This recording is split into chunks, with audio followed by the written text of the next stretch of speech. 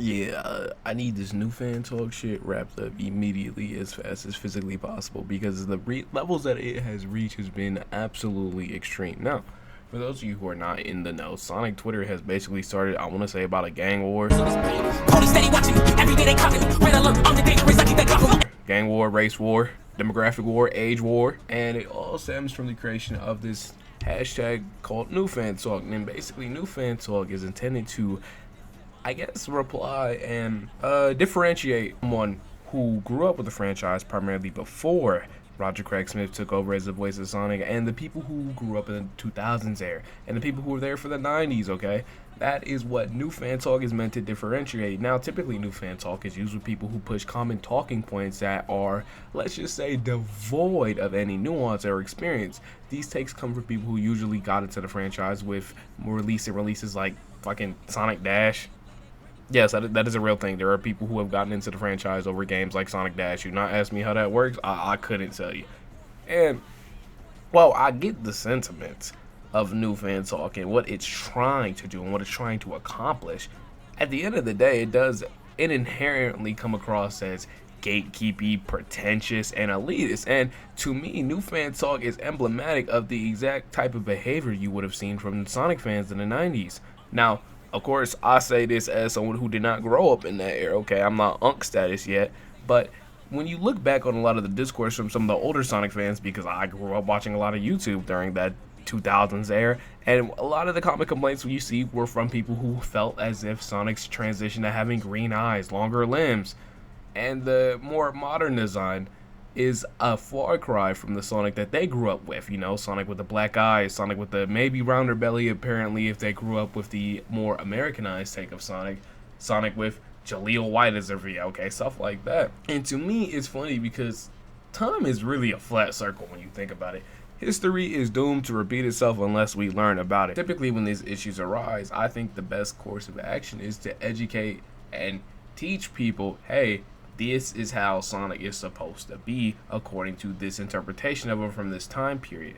That is the most appropriate measure, because going up to someone and just dunking on them and talking down to them and treating them as if they don't have a right to experience and enjoy the franchise just because they are a younger fan or they got into the franchise as a way later date than you is pretentious as hell. And all that's going to do is stigmatize more Sonic fans. I'm going to end up hating this community. I'm going to end up talking down to you. Now, personally, I think the best way to experience something is to find a group of people that you mess with heavily that you can talk about, where you could all bounce off each other, and you're not going to immediately put someone down for having a take that you don't agree with, or an opinion that you think, hey, I don't agree with said opinion, but hey, you do you, twin. That's all you, twin. Every day, twin. Hey, listen, Brad, that thing you got, that's between you and God, right? It typically refers to, or whenever I see Newfantalk referring to specific references and specific things that 2000s people grew up, it is so, like, people talk about the 90s like, ooh, y'all youngsters don't know ball. Okay, we had the early Archie run, we had Sonic Underground, Adventures of Sonic the Hedgehog, Sat AM,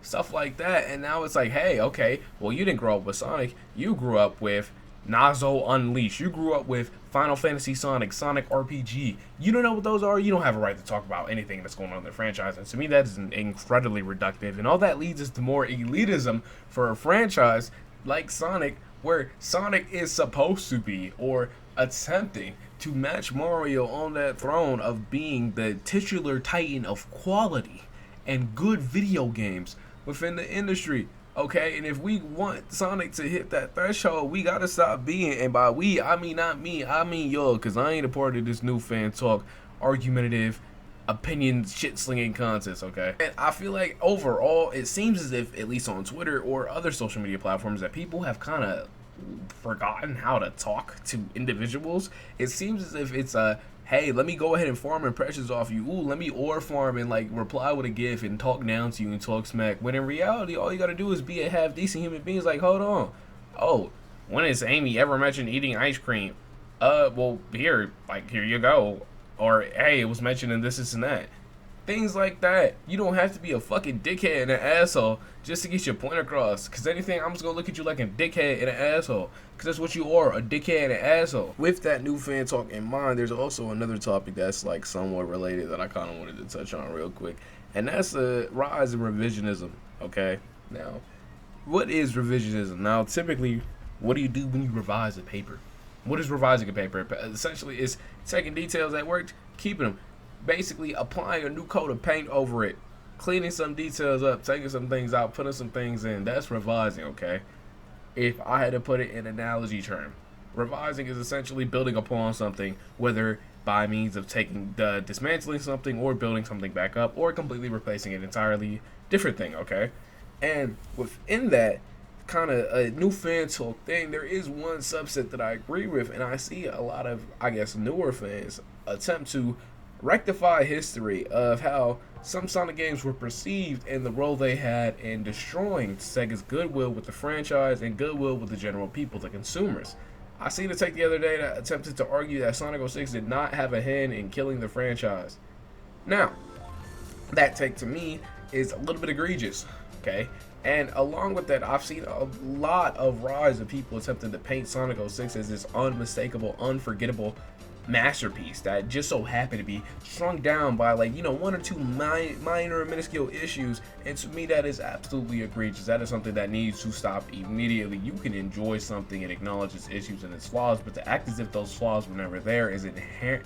It's not inherently. It is just a bad thing across the board, okay? You are not doing anything service, anything of justice, okay? Sonic 06 is still a game held back by a god-awful presentation. It still is buggy as hell, and you still gonna have to play through 16 loader screens before you even get to touch the game, okay? That game has fundamental issues baked into the pie, okay? That makes it a bad game. Along with that, I see people attempt to rectify and act as if Sonic Boom Rise of Lyric is a unmistaken, unforgettable gem. Listen, buddy, and to me, there is kind of funny because something that I want to touch on, but I don't feel like I want to make a video about it, is that y'all did not have a Wii U. Y'all were not in the, y'all didn't get to experience Sonic Boom's rise and like complete wipe away from the franchise within 3 years, which is low-key crazy, okay, for what is supposed to be one of the biggest spin-offs in Sonic history to be completely thrown off the face of the earth within less than 3 years is absolutely absurd.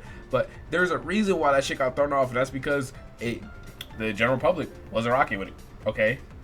People need to understand and, I guess, get the concept that not everything is going to be tailor-made to you, okay? At the end of the day, Sonic is a video game franchise that wants to have the general public playing it, okay?